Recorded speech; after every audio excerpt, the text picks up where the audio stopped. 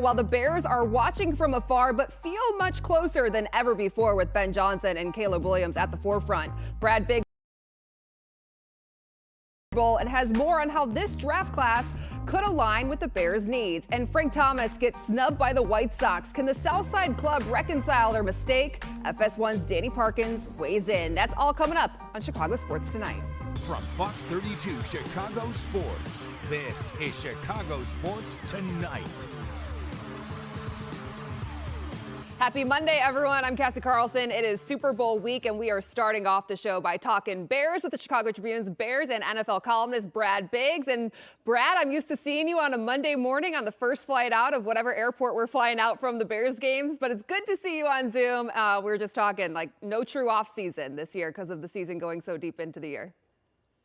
Yeah, I looked at the calendar the other day and I said, oh my goodness, it's almost February. And of course now we're into February and it feels like the Bears season ended just a few days ago, an exciting run for them that is going to carry into a busy offseason at Hallis Hall. Yeah, well, and the good problem, too, is when you win games, everyone wants to pluck from your coaching staff. And Ben Johnson said at his end-of-season presser that he saw future head coaches on his staff. And then you see Declan Doyle take the Ravens offensive coordinator position. I thought he would maybe stay for another season just to be under Ben Johnson for another year and learn from him, especially after he withdrew from the Eagles job. But now he's going to be paired with Lamar Jackson, two 29-year-olds. Are you surprised by this move?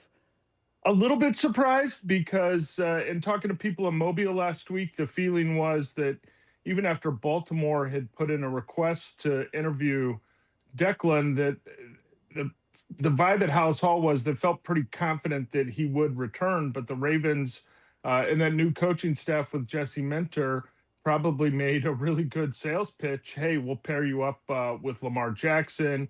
We've got a future Hall of Fame running back in Derrick Henry. Why don't you take your shot here? And I'm guessing that Declan evaluated it and said, for a first time play calling opportunity, it might not get a whole lot better for me than this. And so he jumped at it. And there were other teams that had kind of poked around, and the reply they had got was that Declan was likely to stay put with the Bears, but now Ben Johnson's in the market for an offensive coordinator. When you think Ben Johnson now having to look for a replacement for Declan Doyle, do you think he goes internal, or do you think he's looking to bring someone else in to kind of play off one another as he continues to grow his tree? Yeah, that's a good question. I think he'll probably be a little deliberate, and he's had some time to think about what he would want to do in the event that someone did hire Declan. He's got a couple internal candidates in Press Taylor, who's been an offensive coordinator previously in Jacksonville. Obviously, Antoine Randall, the receivers coach, who also has the title of assistant head coach, could be a guy in the mix. Randall was a guy who 3.5, 4 hours before kickoff would be out on the field before almost every game with a call sheet. And it's something Declan Doyle has done since he first got into coaching, and he would put together a call sheet and go out on the field hours before kickoff and kind of visualize, okay, 1st and 10 at the 32-yard line, what's my call? And walk through it. And it was 20, 25, 30 minutes. And Randall L. was doing it as well, kind of preparing for a play calling opportunity. So obviously he aspires for bigger things than just being a receivers coach and assistant head coach. The opportunity to call the plays isn't going to be there with the Bears, but those are two internal candidates for sure. And then obviously JT Barrett, the quarterback's coach, I'd be a little surprised if he leapfrogged Press and Antoine, but he's another guy that's a young coach that has an opportunity to rise in the system. Ian Cunningham finally gets a GM job. He's interviewed the last 3 years. He goes to Atlanta, but because of Matt Ryan being president of football, where he's considered the primary football decision maker, Cunningham's role does not qualify for the Bears to get those third-round compensatory picks. And I know Bears fans are outraged by this, thinking that he would finally get his gig, they would get the third-round picks, but it's all in the wording of the Rooney Rule. Do you think the league takes a look at this moving forward because of this situation? Yeah, it's possible. It's just a kind of an odd thing because not every team has the same flow chart, okay, through the top of their organization on the football side. And in Atlanta, they added that new title with Matt Ryan for president of football. And people say, well, the Bears have a president, and they do in Kevin Warren. But the Falcons also have a president and CEO. So it's kind of an additional layer of management, and the league and the teams have to decide, okay, this is the primary football executive for this organization. In Chicago, that person is Ryan Poles. In Atlanta, it's deemed that Matt Ryan is that guy. But in the spirit of the rule, with what the league is trying to achieve, you would think the Bears would earn a couple of compensatory draft picks here at the end of round 3 this year and next year.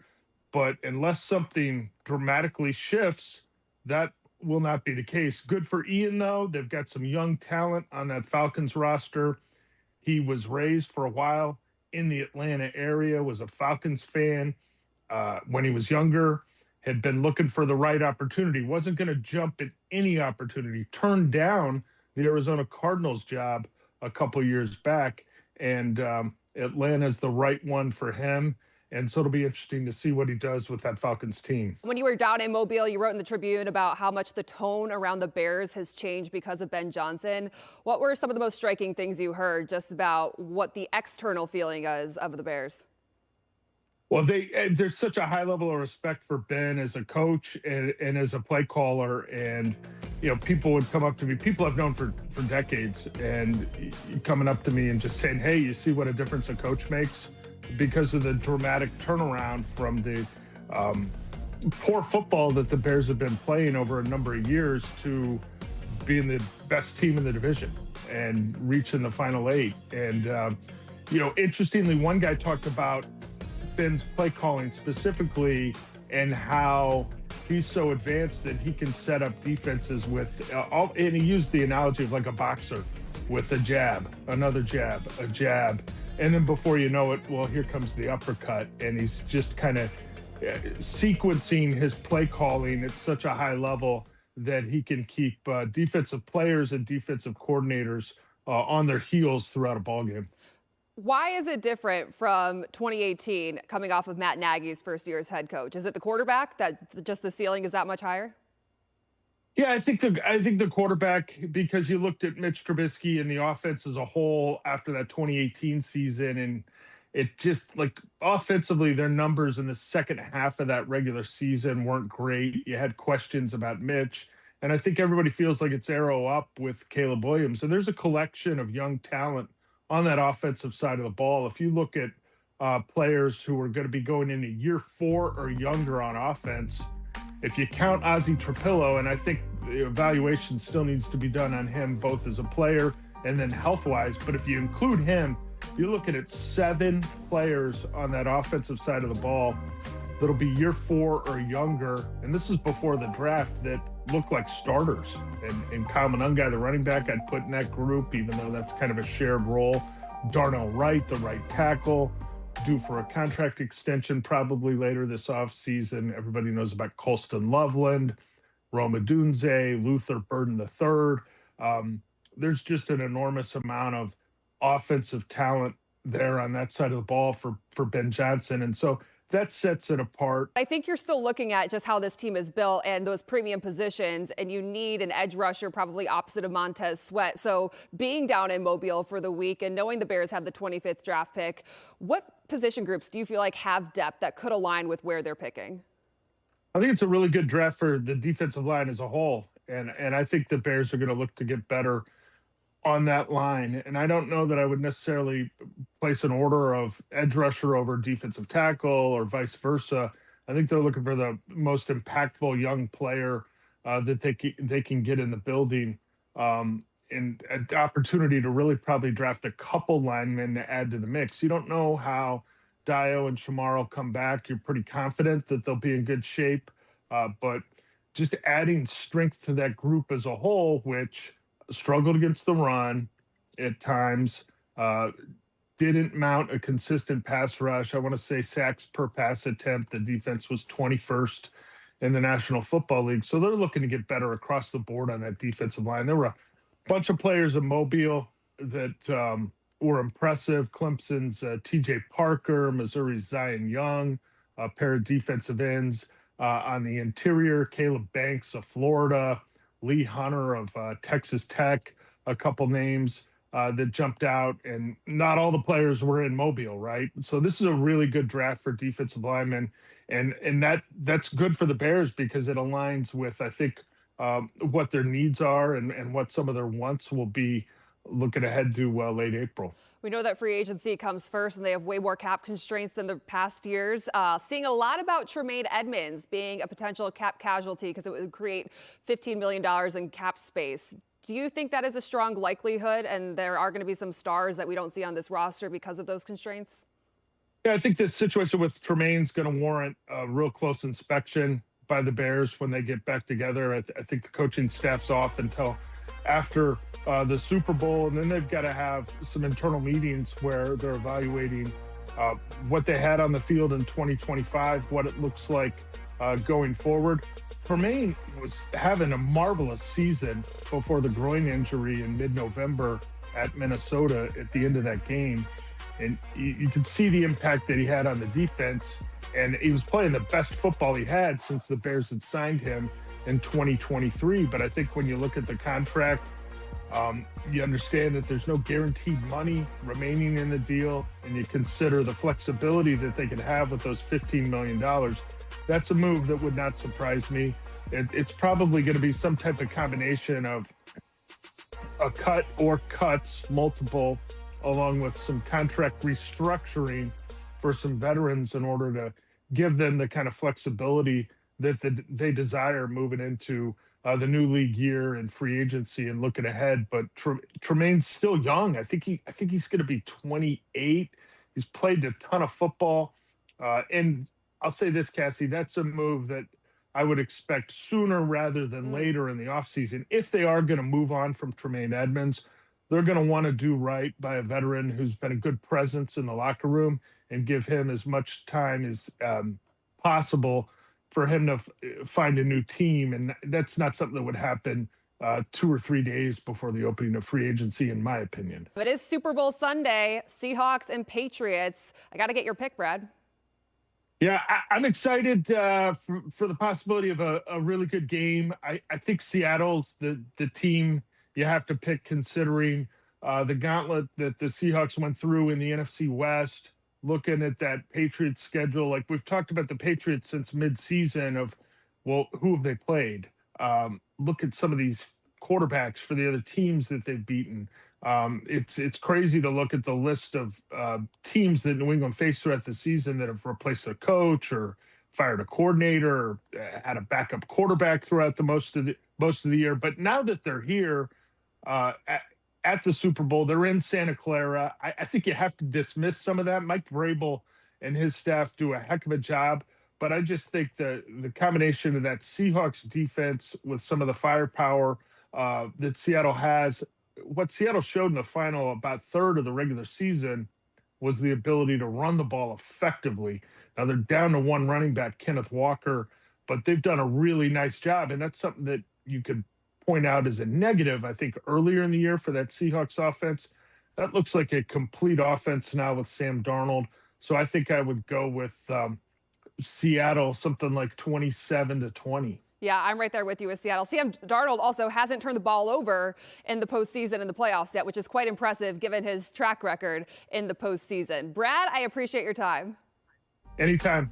All right, when we come back, we catch up with Danny Parkins and get his Super Bowl pick. Stay with us on Chicago Sports Tonight.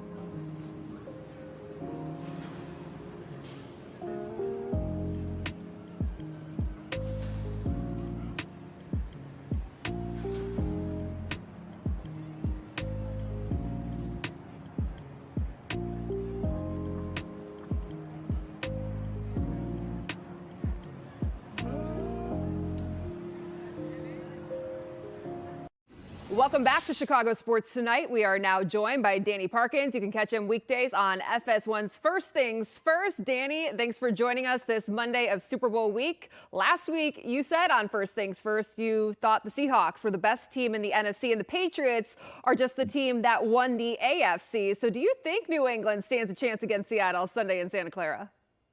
Yeah, thanks for watching. I think, listen, everyone has a chance. They're only a 4.5-point underdog. And so this isn't just some any given Sunday stuff. Like, of course, they can win. It's, single elimination football. Anything can happen.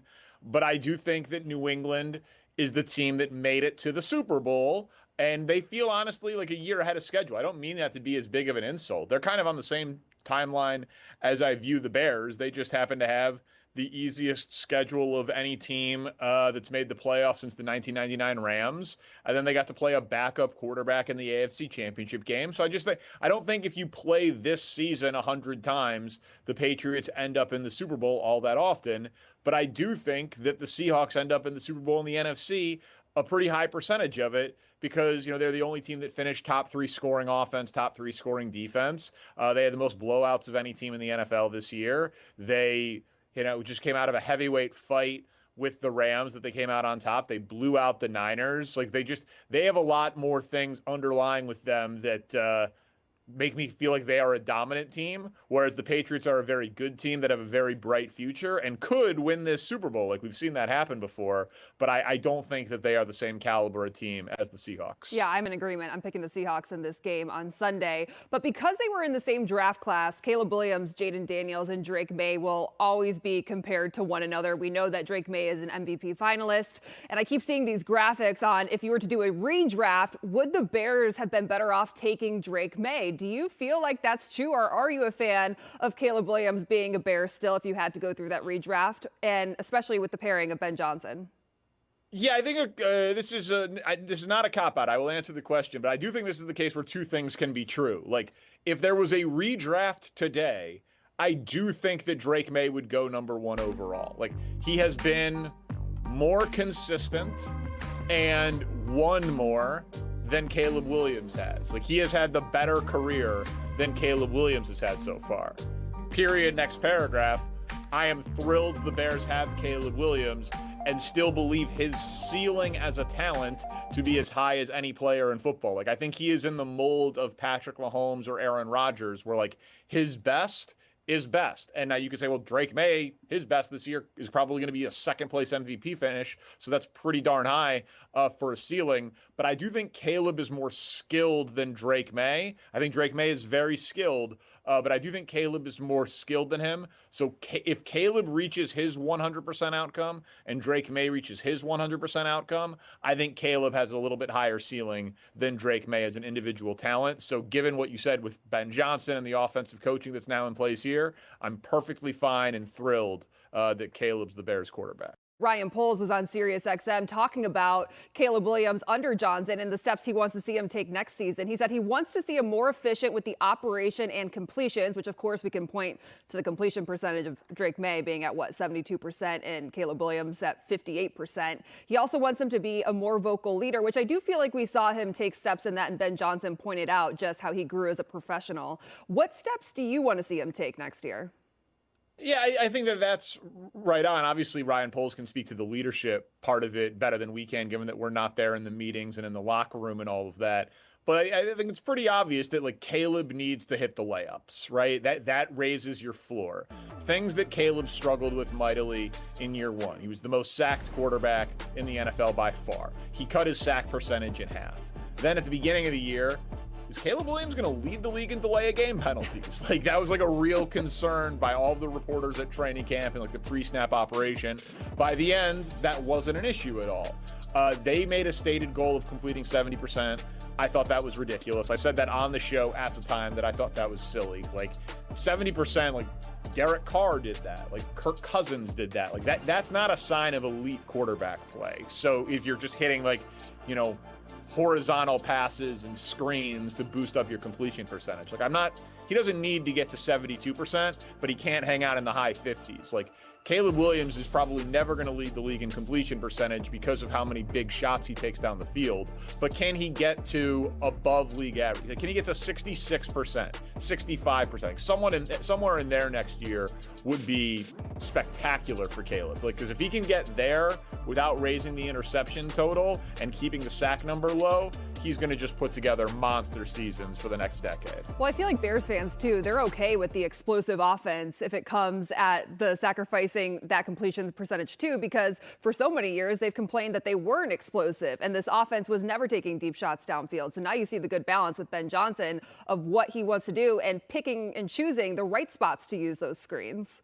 Yeah, this is a cross-sport analogy, but I think it makes sense, right? Like, in order to get the same effectiveness of a 50% two-point shot in basketball, you only need to shoot 33% from three, right? So it's like, if you can shoot 35% on threes, that's literally better than being a 50% shooter on twos. It's why we see so many more threes in basketball now than two-point shots. So if you complete 63% of your passes, but you are the average depth of target is the longest in the NFL. Like, you are throwing the ball down the field more than anyone else. That is more valuable than completing 67% of your passes if you're Tua and all of your passes are at or behind the line of scrimmage. So with the risk, you sacrifice completion percentage for upside and explosiveness. And I think that's a trade-off that anybody would take. When you look at the 10 NFL head coaching vacancies that are now reportedly filled with Seattle's offensive coordinator Clint Kubiak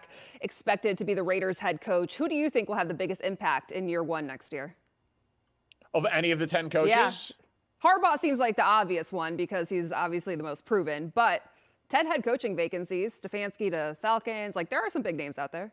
No question. Yeah, I mean, listen, everybody in the world is going to pick the Giants to be a, worst to first type of team or a new team to make the playoffs. And to me, that is more of a Jackson Dart bet than a John Harbaugh bet. I liked what the Bills did. I thought it was time for fresh blood in Buffalo. And even though Joe Brady had been there, bringing in Jim Leonard, who, Big Ten fans know for what he did at Wisconsin and how I think he was a huge piece of what Denver's done, making them a top 3 defense this year. Like, if you get Josh Allen, if you make Josh Allen happy and you get that defense to be performing like a top 15, top 10 unit, which Jim Leonard, I think, will be able to do, I think that was a really good hire for Buffalo. Stefanski, he's going to do this wild thing. My guess is he's going to give Bijan Robinson and Drake London the ball, which always didn't happen in Atlanta. They drafted those guys and then didn't give them the ball. So I like that hire. And, Kubiak with the Raiders, that's the most boom or bust thing you can do. You're going to have a rookie number 1 overall pick quarterback and a rookie head coach in their 30s. Like, both could bust or both could boom. If they both boom, the Raiders will be in the Super Bowl in 3 years. If either one of them busts, they'll be the same old Raiders. So that's probably the most interesting of all 10 of the hires. All right, I want to switch to the NBA because the trade deadline is coming up on Thursday. Will this be the year AK blows it up with the Bulls with 7 players on expiring contracts, or does he stand pat yet again? Yeah, listen, I think I was glad to see that they were open for business in the 3-player deal, with the Kings to get a couple of extra second-round picks.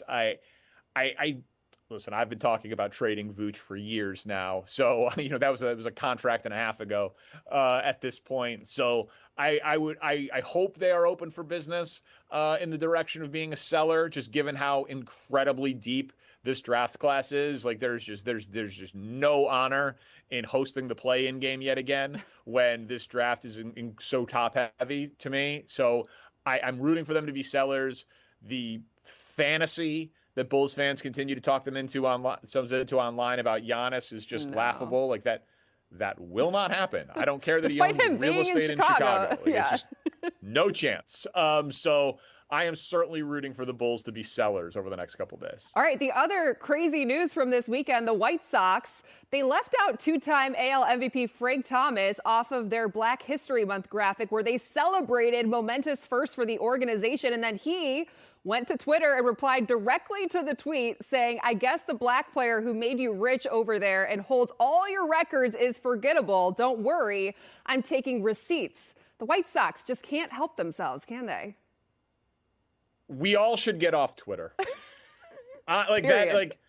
that, I feel terrible for the person that made that graphic, because he's mentioned like in print right next to Dick Allen as an MVP winner, but they could have highlighted something that he was the first at in terms of a statistical accomplishment or anything like that. Like, I don't think there was any malice behind the graphic designer or the social media person who's making 65 grand a year, if that, who came up with that. And then the greatest player in the history of your franchise just torches you, and now you're on the back page of the Sun-Times and trending all over Twitter. So, like, I personally do not think there was malice behind whoever did that, but it's obviously bad PR, and it obviously upset Frank Thomas. And yes, it is a very White Sox controversy to happen, but more and more every single day, I am just convinced that there is zero upside to any of us being on any of these social media platforms. There's no reason for it. And if all of our media bosses weren't on there, I would be off of it yesterday, because it's ruining society. It's ruining our brains. And I'm sorry that it upset Frank Thomas. Go off. I say the same thing. If it wasn't for this job, I would never log on to Twitter or X ever again. I want to believe that, but my brain is so rotted at this point, and these people have made these apps so addictive that I probably would. I've like wanted to check Twitter 3 times during this interview. Right. I'm like jonesing for Read a the fix of bad replies. dopamine. But like, I have no idea why I give these haters access to my pocket. It's the dumbest thing ever. We'll keep doing it. Danny Parkins, thanks for coming on the show. We appreciate your time. Thanks, Cassie. That's going to do it for Chicago Sports Tonight. Make sure to come back tomorrow, same place, same time for First and North. We'll see you then. Have a good one.